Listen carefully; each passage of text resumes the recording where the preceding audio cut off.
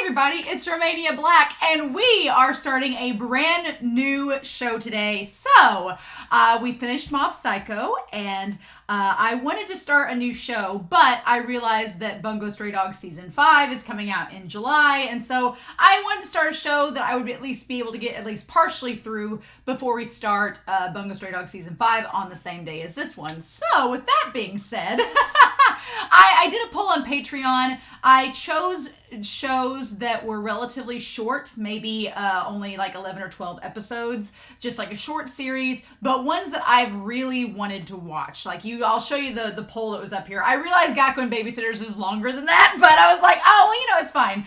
But it sadly didn't win either. But I was like, okay, I wanted to pick a show that I knew would be relatively short, but is one that I really wanted to see. And all of those shows I've been interested in, but The Millionaire Detective Balance Unlimited has been recommended to me for a long time. A very long time.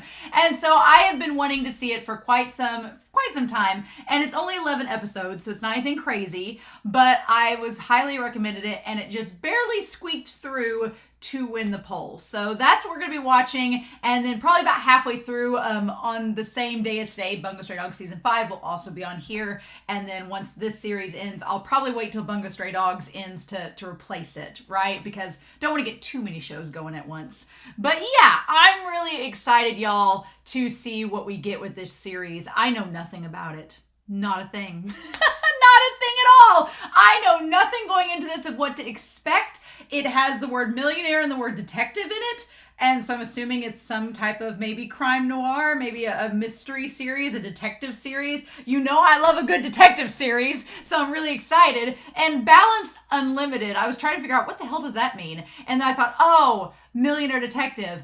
The balance they have is unlimited. So maybe that means that the detective that's the millionaire, he has all this money, and so they can just solve the cases however they want and spend however much money they can to solve it. The sky's the limit. That sounds pretty fun to me, but I know nothing about it. I just know that I've heard a lot of people really like the main character. That's all I know. So if you are new to the channel, my name's Romania Black. I'm a teacher and a speech coach, and I also react to anime and manga for fun. So my one thing that I am super crazy about is please do not spoil. I love to read the comments down below. I love to interact with you all and talk about the episodes as they happen. My only stipulation is to please either spoiler tag so you can all talk down below, but I don't have to read it, or please don't include any spoilers, any hints, any clues. I've got a whole community post on the community post page and a post on Patreon about spoilers and what I consider to be a spoiler. Just please help me to be able to react to these series completely blind as I can. And also, I would love to talk with you about the episodes as they happen. So that's my only stipulation, but I'm really excited. I'm so curious to see what the show is like, what it's about, who the voice actors are. I'm just very excited because I have no clue what to expect. And that's my favorite when I go into a series without any expectations and I get to be surprised. So we'll see, right? But thank you all so much for watching. I'm excited to hear your thoughts about this. I can't wait. So we're going to react to the episode, and then afterwards, there's a link down below to the reaction. And then afterwards, we'll come back and we'll have a discussion about what we see, eh? So let's get this party started, all right? We are going to start The Millionaire Detective Balance Unlimited, and we're going to do that here in 3, 2, 1, and let's do this, y'all.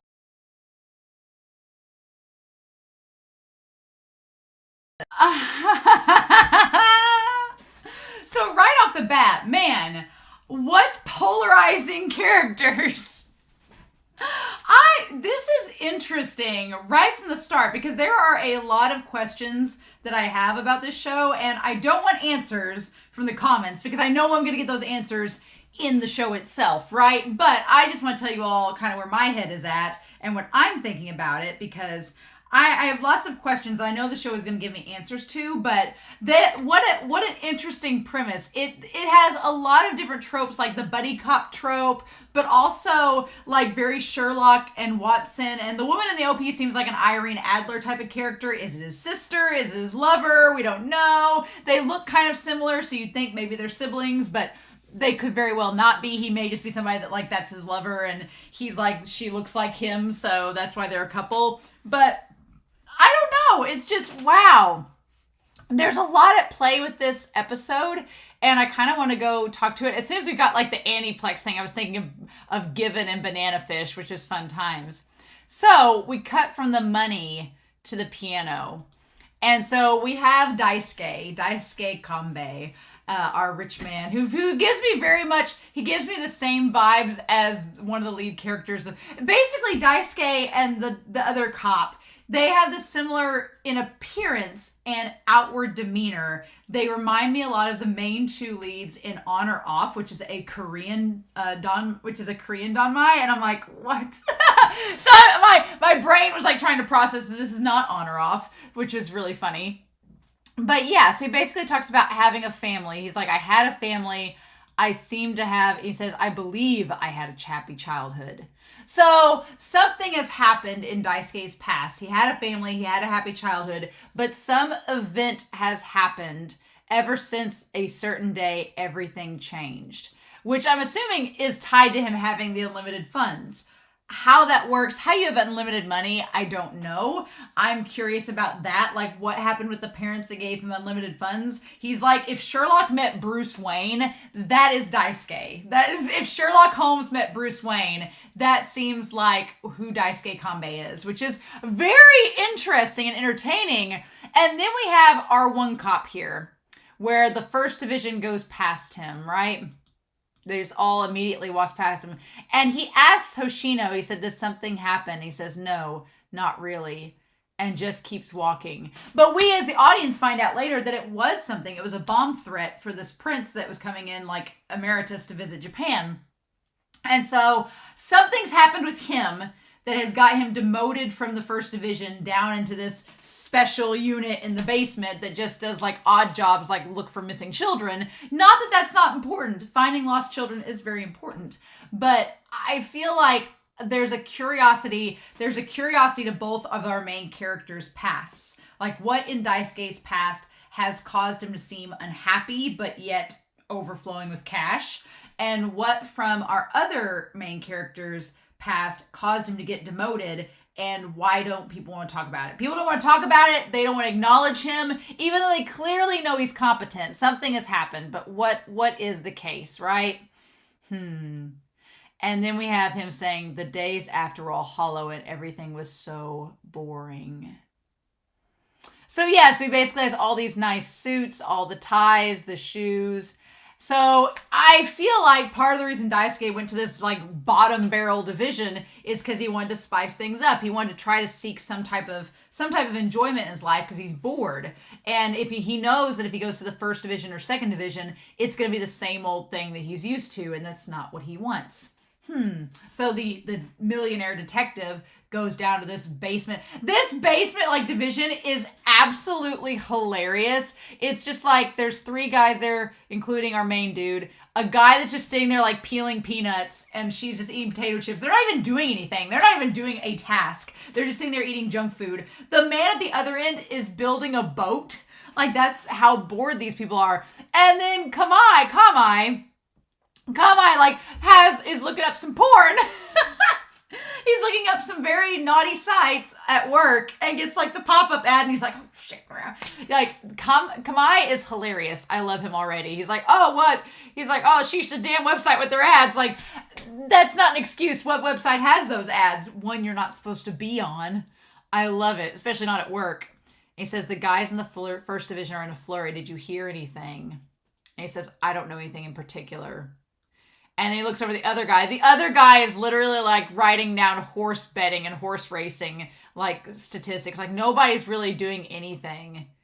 And he's just like, and he has unsolved case files 1998. So, okay. The modern crimes force. That's what they are. The basement group is the modern crimes force, and which is basically like, here's our mundane, trivial things that the first and second divisions don't want to do. I like the fact that we get established right off the bat without having to tell us anything. We know there's some history with our main dude and the first division.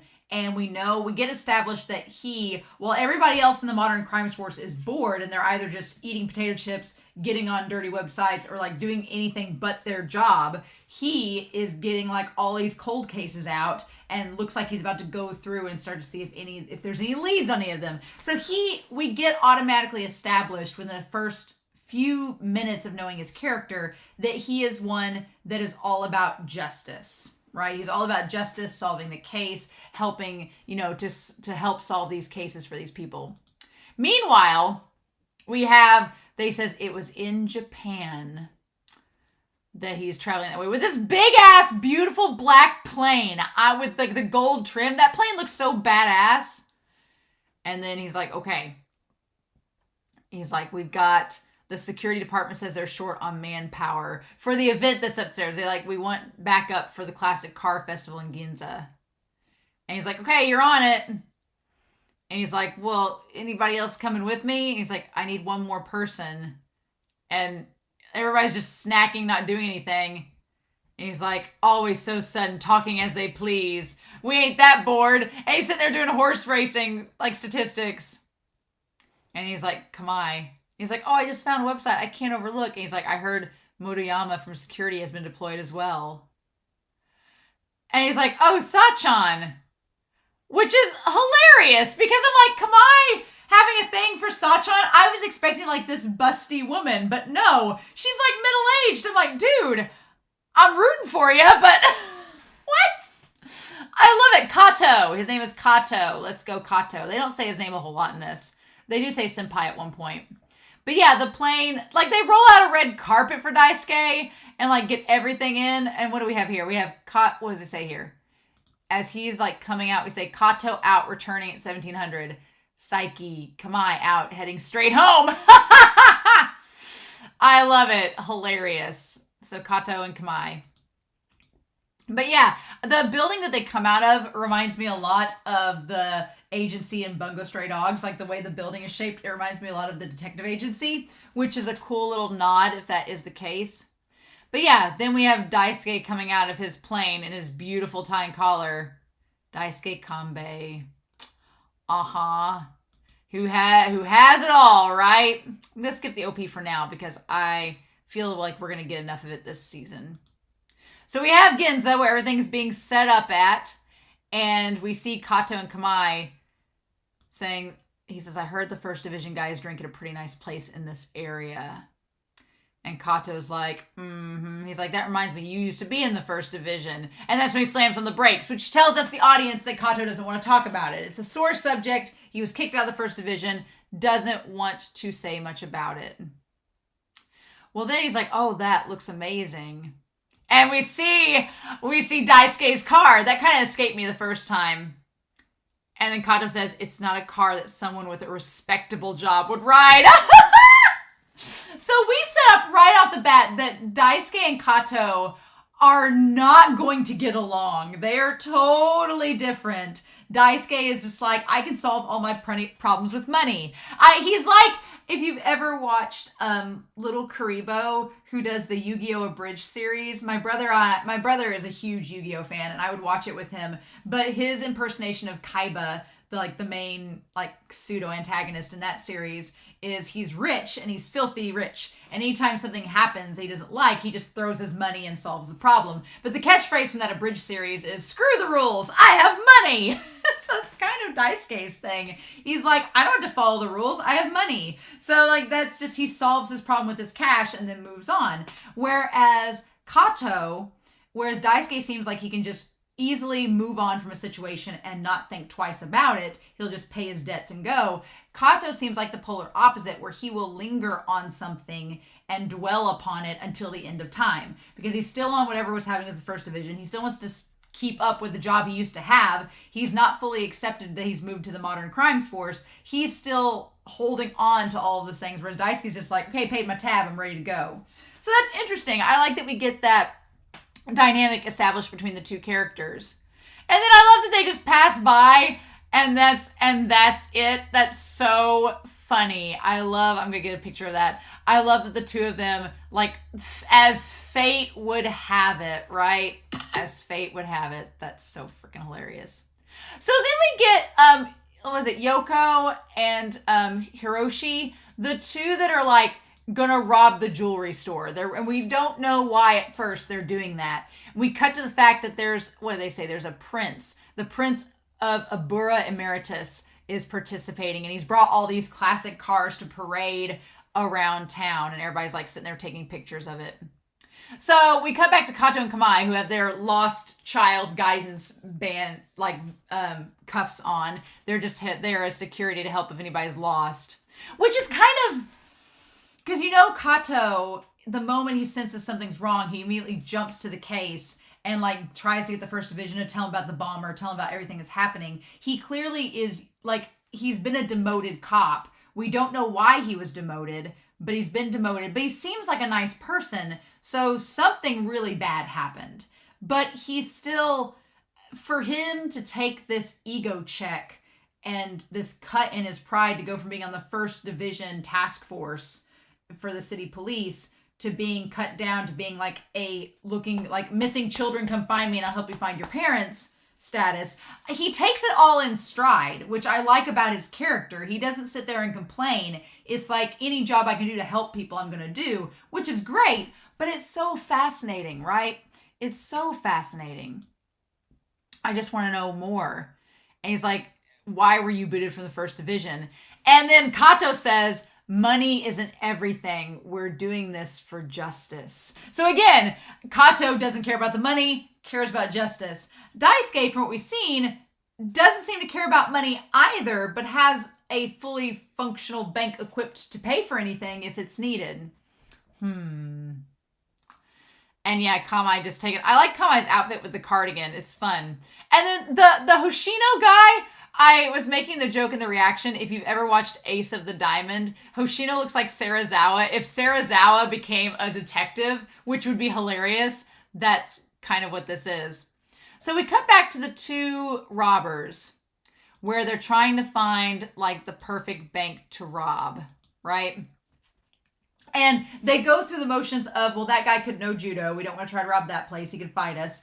The veteran security guards are the worst because they've been there the longest for a reason. And then they go in the one store thinking it's a jewelry store to rob it, and it ends up being a chocolate factory. And that's why they didn't have any security guards for it. But we find out that the whole reason the guy is trying to rob the store to begin with is because they like lost all the money to a syndicate, and now the syndicate's after them. Like they took out a loan or something, lost or wasted the money, and now they don't have anything to pay the syndicate back, and they're like, we're gonna be screwed if we don't steal some cash. So it's not right and it's not good. Finding out that the gun was just like a paint bullet gun, it wasn't real, it was just fake and used as a prop.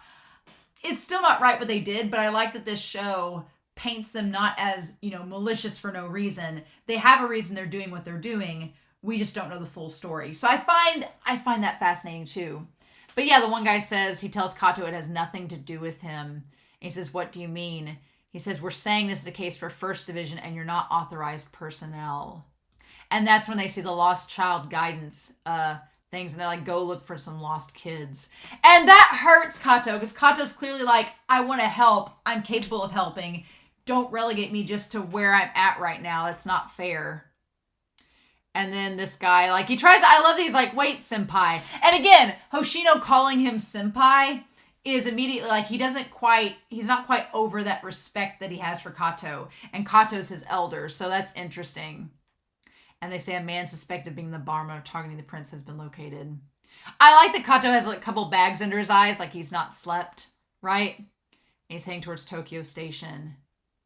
And he's like, what the hell is going on? And Hoshino's like, I said this has nothing to do with you anymore. And they're like, it's under custody. Okay, so they got the suspect.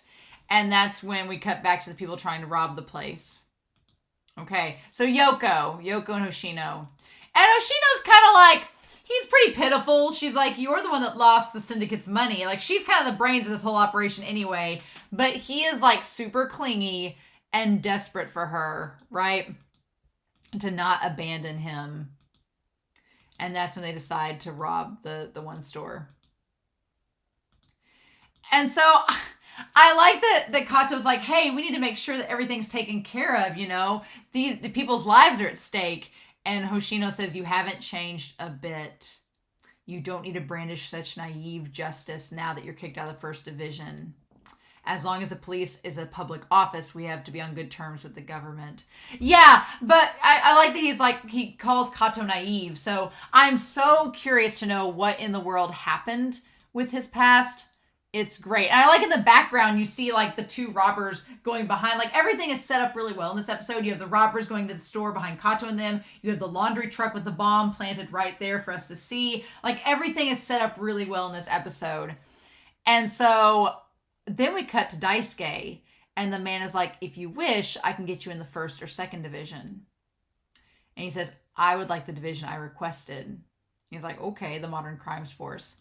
I feel, though, that another reason that Daisuke wants in the Modern Crimes Force is because he believes he's going to have much more free reign. Like, if he's in the first division, I could see Daisuke thinking, well, if I'm in the top two divisions, they're going to try to, like, restrain me with certain rules and regulations. Whereas this Modern Crimes group, they seem to just get away with whatever because they're not considered that important. So I feel like he'll have less people trying to hold him down if he's in that division. But little does he know that Kaido's in there. And the man offers him a cigarette and he's like, oh no, I'm fine. And pulls out his own thing of cigars. I'm like, he doesn't offer the man a cigar at all. It's hilarious. He just pulls out his leather thing, clips the cigar, and the general's like, oh. I see. About that. And so they arrested him and they're looking for the bomb. And then the lady's like, we don't have any jewelry. So then they notice the cleaning thing and they go after him. I love that he sees Sachan, who's like this middle-aged woman. I love it. Either she's middle-aged or she's dyed her hair silver. Now, when Kamai gets shot, I was like, what the hell?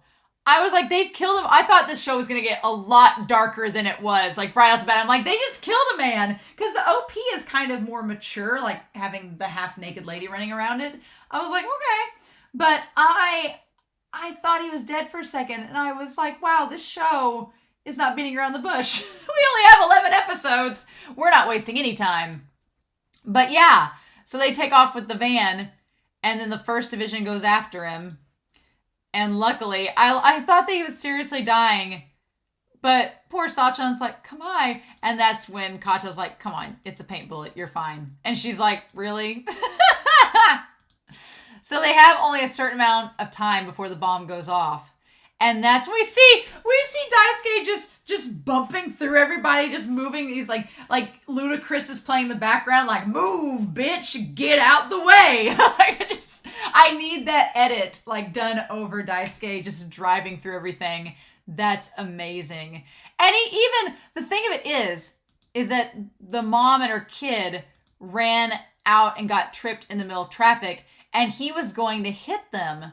Daisuke was going to run them over, but then that's when Kato jumps out in front of them to get him to swerve and miss. So I'm like, Daisuke could have very well hit those people and just been like, if you're not dead, here's some money. And Kato's like, no, because when Daisuke gets out of the car, he's not even affected. Like, this was a nice car. And he's like, what the hell are you thinking? And then he's like, you're under arrest for obstructing the police. And Daisuke just blows cigar smoke in his face. And is like, Daisuke Kanbei, as of today, I've been appointed as inspector of the Metropolitan Police Detective Division. Okay. As inspector. Oh my God. Ridiculous. I came, I saw, I sponsored. Which is a nice play on I came, I saw, I conquered. Very nice. So yeah. So Daisuke just gets out, doesn't even care about the car at all. The two robbers are thinking that they can't outrun them. They need to turn themselves in. And they just keep on going.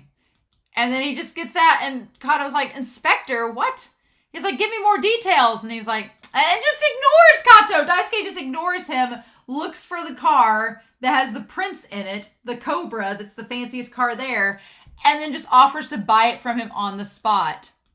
And I like that the prince was like, "Oh, I'll sell it to you for 300 million." You know, this poor looking cop. And then he just shoves the prince out like it's nothing. He's like, here's a billion yen. Go. What? Which, okay, if we're doing like a billion yen, 1 billion, how much was a billion yen? Let me see.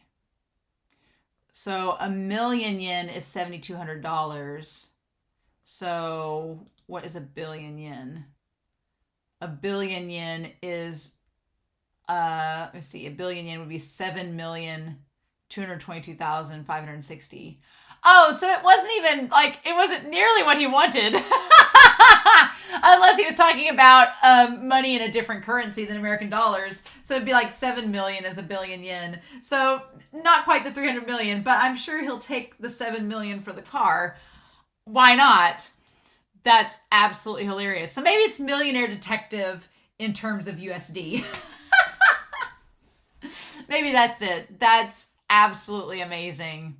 He just transfers the money and goes. And I like that he has, so yeah, we have Kanbei Daisuke. His heart rate's at 56. He's online voice command.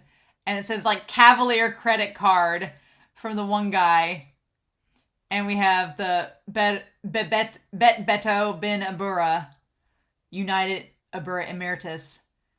And then we have, he's 35, born in 1985. Okay, so he's 35, born in 1985. So this was taking place like 3 years ago. Okay. All right. And then we have Cavalier. And then it has like card number and expiration date on it. And then gives it back to him. And he says, Heusc, my checks. Like that, it's like his Jarvis, right? Which is hilarious. And he's like, keep the change. Ah! And then, of course, roll credits, deposit complete, balance unlimited. So yeah, him taking the car. And I like the old man's like, watch it, you youngin'. And then Kato gets in the vehicle. He's like, you're not leaving without me. I love that everything that Daisuke sets up, he sets it up to where they can be the ones to locate the van and stop the bomb and leave the police out of it. Because I gather the impression that Daisuke, it's not that he doesn't trust the other police, but he finds them incompetent.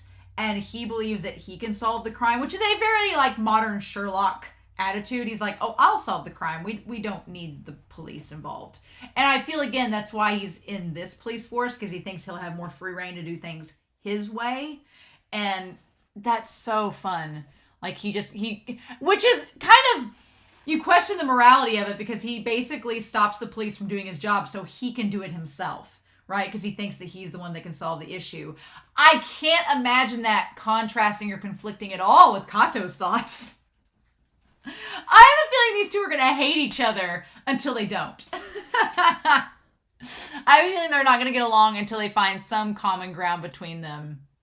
And because Kato asks, how are you going to take responsibility for this? And he's like, oh, we'll just pay twice the amount that's owed to them if we cause any damage.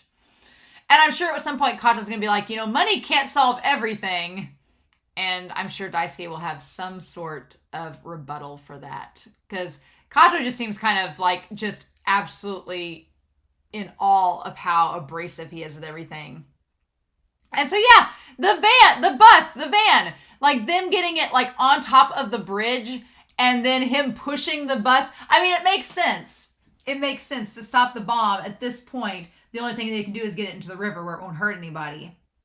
And so it was a good plan. Like, it was great. I'm glad they were smart enough to jump out of the van, although the girl kept being in it and Kato had to go get her. But I just love that Daisuke is so proud of himself in this moment. He's like, I'm dropping it into the river. And he's like so excited that his plan is working. And Kato's like, what about the girl? And like gets out to go save her because he doesn't seem concerned. And he gets her to jump and get out right before the van plummets and blows up. And there's like the rainbow and everything. But see, they give like Hiroshi and Yoko like this really nice little conclusion there. Like, I'm sure they're going to get arrested. I'm sure they're going to jail. But I love that we get this little tender like moment where they kind of reconcile with one another and end up staying together. It's like, okay. And then Daisuke walks up to the edge of the bridge, looks down, and sees Kato just hanging there with like hanging there, and all he does is smile down at him. Like, I was expecting him to reach his hand down to save him, but no!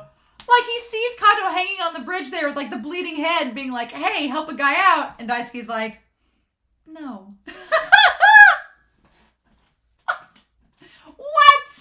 What? Insanity, y'all. And then what happens the next day? Kato shows up with the bandage on his head, and everybody's like, oh, don't worry about the incident report. And they're like, the damages for the case, double the market price was paid. And then in walks Daisuke, as Kato's like, are you freaking kidding? He's joining our ranks as of today. I was like, he's from the famous Kanbei family and went through special training in England. And all Kato could think is that guy. He's that guy. Oh my God. And then on the rooftop where he has his own personal helicopter pad installed. Because why not? I love that Kato's like, hey. He's like, what the hell was that? And I love that he just doesn't dignify him with a response. He just puffs the cigar. And he's like, what? He's like, that's not the way a cop handles things. You're no superhero. Infinite lives would not be enough. He's like, what about infinite cash? Can we work with that? And then he looks like, he's like, oh, I see. So how much? And Kato's like, what? And then he's just like, it just slowly zooms in on him and he's just like, I hate you. Ah! And he just like charges after him. I love it. I love their dynamic already.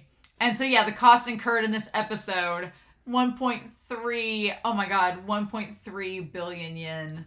So like $10 million. Oh my gosh. So yeah. I really like Kato and Daisuke's dynamic so far. I love that Kato is set up as the very like justice-oriented cop who something has happened in the system where he's been like booted out and demoted and he's still trying to do his part and be justified and everything. And then you have Daisuke who seems so bored with everything. He's just like, I guess I'll go here and solve some mysteries. And how much do I have to pay to do this? Like, he seems so uninspired, right? You have someone that's so passionate like Kato and someone who's so like disenchanted by everything like Daisuke, and you throw them together in the same division doing the same task. And it has me very excited for what is to come. So excited, y'all, that, I am ready to see what's going to happen with these two already. I can tell. So I'm very curious to know your thoughts down below. Please, no spoilers, no hints or clues, please. I'm so excited to react to this series. If you're watching this on YouTube, you can watch the next episode on Patreon. If you're a member of the tier over there, you can also join the Discord to talk with us about the series as well. So I hope you all enjoyed this reaction discussion. I'm super excited for more, but we'll just have to wait and see, right? In the meantime, I hope you all have a wonderful week. Please stay safe, take care, and yeah, I'll be back next week to talk about more with the Millionaire detective, apparently balance unlimited. Bye.